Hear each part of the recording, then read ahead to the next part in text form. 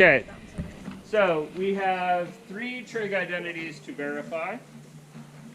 Cotangent times tangent is 1. We have cosine squared minus tangent squared is 2 minus sine squared minus secant squared. That one seems like it's going to be hard. That one seems like it's probably kind of easy. And then there's this one that's 1 plus sine times 1 plus sine of minus x is cosine squared. That one seems weird. What is this from? These were things we were asked to verify last class, right? So you guys should have some familiarity with these. Okay, so let's start with easy first. Why is it that cotangent theta times tangent theta is 1? Inverse. Or the reciprocals of each other. Yeah, because they're reciprocals of each other. So one way to try this would be to say, okay, we're going to start with considering cotangent theta times tangent theta, right? And then we're going to say cotangent of theta is 1 over tangent theta. So I've got 1 over tangent theta times tangent theta. And if we reduce, we get 1. That's with me? Okay, cool. Check. How else could you have done this? With sine over cosine Good. times cosine over sine. So you could have said cotangent of theta is cosine over sine, Oh, yeah. and tangent is sine over cosine. And so this whole thing turns into cosine theta over sine theta times sine theta over cosine theta. And then we could just reduce that. Say again? So the first time we just said cotangent is 1 over tangent, and then we crossed out the tangents and we were like, there you go. This other time we said, we'll just write it all as sines and cosines. This is what I would call probably the better strategy here. Right, recognizing that cotangent's 1 over tangent. Writing everything as sines and cosines, though, is usually a pretty good thought. It's not always going to be the most elegant way to get to the end, but it'll usually get you there. Good with me? Alright, let's skip this kind of hard-looking one, because it's kind of hard-looking. Let's talk about this thing. What do you do here?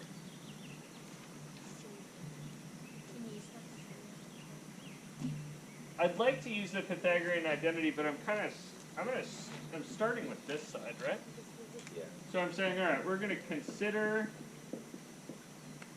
1 plus sine of x times 1 plus sine of minus x. And then we might actually have to do some algebra. Actually FOIL it out? Yeah. We could FOIL it out. That would be an option. Another thing we could do is notice that sine's odd. Pull the minus sign and then call it a difference of squares. My guess is that didn't occur to you guys. Yep, so you get to FOIL it out. That's fine. How do you FOIL? It's a good question. How's that? First, outer, inner, left. Firsts, outers, inners, laps. So, the first thing times the first thing is 1. Which one are the outers? 1 in negative 6. 1 and sine of negative x. So we're going to do plus 1 times sine of negative x. Can you just recognize you have a positive and a negative and skip that part? Yeah, that's what I meant by you can recognize its difference of squares. Yeah. But we didn't all recognize that. Or So. sine x. Yep, so here we'll have a sine of x and a 1, I suppose. And then what else? Squared. Yeah, we've got a sine. I want to write that as sine squared, but it's sine of x times sine of minus x. So it's negative signs. Yeah, so it's Squared. negative sine squared. Did you guys all see where the negative came out of there? But why? Why wouldn't you just leave the negative on the x? So the reason I pulled it is that I want to talk about sine of x's because the right-hand side only has trig function of x's in it. I'm using where what I think the end looks like. I'm not using the right-hand side of the equation, but I'm kind of using it to aim. You guys see that? So what I really used there was FOIL and sine is odd. Where's the other place I could have used sine is odd in there?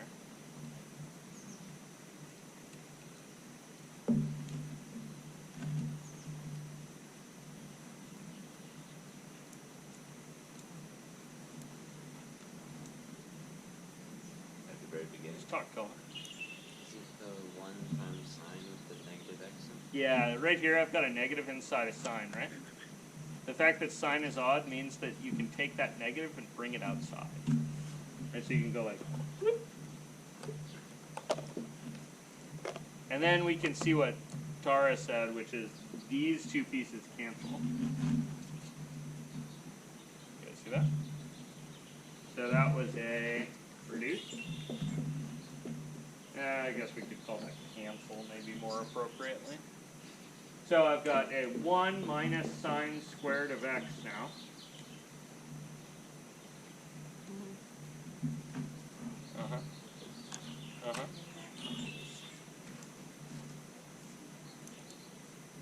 Yet you can't use the other side, but you can use it to aim. You guys see what she saw? What did Jasmine see? It's the Pythagorean identity. Yeah, Jasmine saw that if I had 1 minus sine squared of x equal to cosine squared, that I could add the sine squared and then just say this is the Pythagorean identity, right? That tells you that you can use the Pythagorean identity right here to get from this guy to that. Does that make sense? So it's the difference of, are you using the other side or are you aiming at it? So I'm going to write Pythagorean identity here. And over here I'm going to kind of just justify that a little bit by saying that sine squared of x plus cosine squared of x is 1. This is the Pythagorean identity, right? And I can rewrite that, subtracting the sine squared to the other side, as cosine squared of x is 1 minus sine squared of x. You guys see that? So this is the version of the Pythagorean identity that I'm using right here to say 1 minus sine squared, that turns into cosine squared. So we're going to say that's cosine squared of x, put ourselves a big check mark there. You guys on board? That makes sense? Okay, last one. This horrible nightmare. Okay, so, oh, those are cute.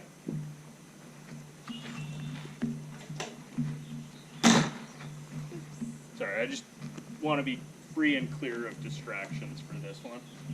So, we're going to start by considering cosine squared theta minus tangent squared theta. Right? Okay, so what it, Turn tangent squared of theta into sine squared theta over cosine squared theta. great, right? I'm like, there's some tangents in here, there's no tangents on the right-hand side, I'm going to dump those things. You guys see that? I'm kind of using, again, the right-hand side to aim.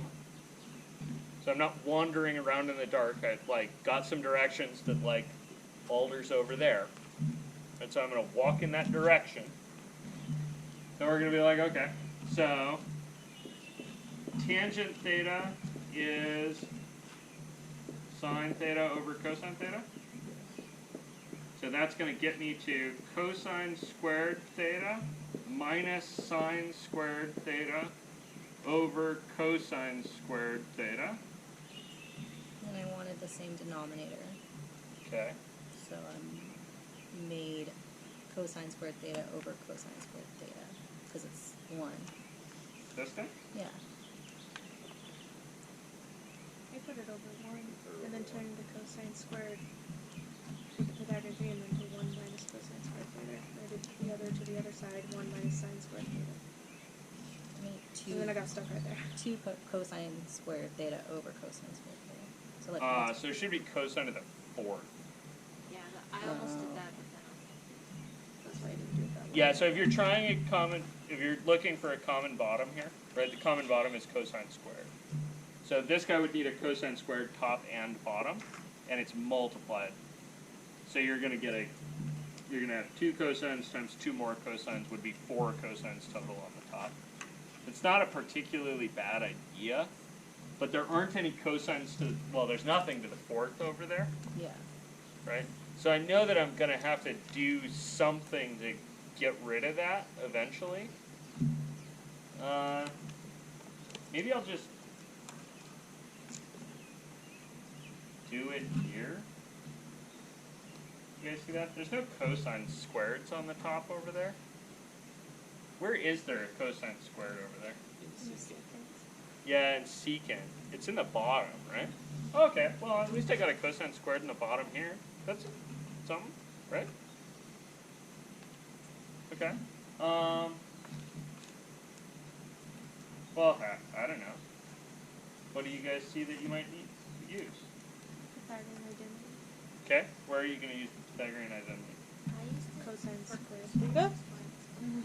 Okay, we can use it to get rid of the cosine squared? Yeah. Okay. So, the version of the Pythagorean identity that I want is, let's see, I know that sine squared theta plus cosine squared theta equals 1, right? That's the Pythagorean identity. And so, which one did you want to get rid of the cosine? Okay. So, if we want to get rid of the cosines, then cosine squared of theta is 1 minus sine squared of theta. Okay, cool. So I guess we'll put that in. Okay. So I'm going to use this version. We'll call that one star, I suppose. So we're going to do a little star substitution, right? And I'm going to get a 1 minus sine squared theta minus sine squared theta over cosine squared theta. Okay, how you feeling? Well, the other side's 2. Yeah, the other side's got a 2 on it. I've got a 1 already. Do Pythagorean identity again for the other side on the bottom. Yeah, I'm like, oh, well, I'm halfway there, right? I don't know the rest of that song. Anybody got me? Uh-huh.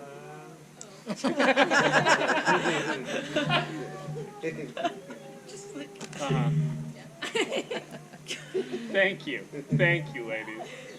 Unfortunately, you're gonna have to. Can we pump the volume a little for the video? It was really good though. All right. Yeah. So we're partway there. We need to get rid of this sine squared, right? Which means that I'm going to need to go back over here and make a different version of the Pythagorean identity, right?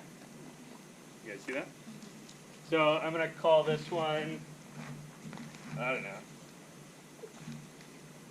I'm going to call this one a square with a circle around it. You get to name them whatever the heck you want. I just use these symbols because they're kind of easier to keep track of, right? So this version is going to be the one where sine squared is something. So what's sine squared? 1 minus cosine squared. Yeah, it's 1 minus cosine squared. You guys all on board with that? These three things are all the same thing, just algebraically rearranged, right? Okay, so we're going to do our little substitution with our circle and a square. And we're going to leave the first part alone. So I got 1 minus sine squared theta. Great. And then here I've got a minus. And then up top, I've got a 1 minus cosine squared theta. And on the bottom, I've got a cosine squared theta.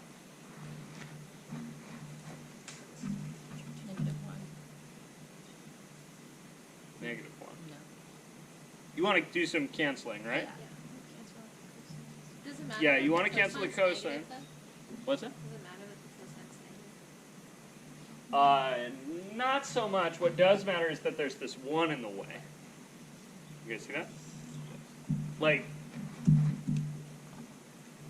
this came from sine squared over cosine squared. That's tangent squared. If tangent squared was 1, don't you think I would have told you that at some point? You guys see that? It's not. Okay. So we got to be just a little bit careful with our algebra. You can check your reality a little bit if you backtrack where that piece came from. Like, can I cancel some cosines? Well, that would be like canceling here. I can't cancel sines and cosines. That would be whack. Okay, probably not.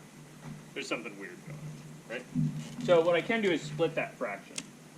So I'm going to get 1 minus sine squared theta minus 1 over cosine squared theta minus, I need a big paren back there, cosine squared theta over cosine squared theta. You guys with me on that? Well, that's where you get your Why is secant. it not over 1? He's Yeah, so I split the fraction, right? So that's like,